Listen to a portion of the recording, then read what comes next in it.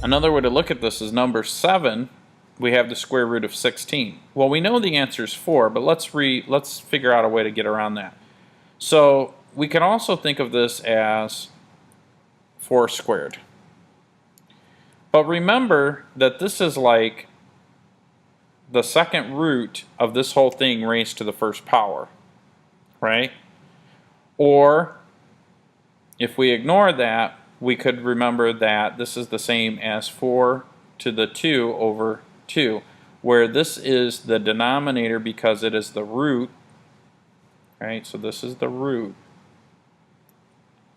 And then this is the power of the base. And that's what this is. This is the power of the base. So when I have 4 raised to the 2 over 2, I have 4 to the 1, which is really just 4. That's where that all comes from. So the answer is 4.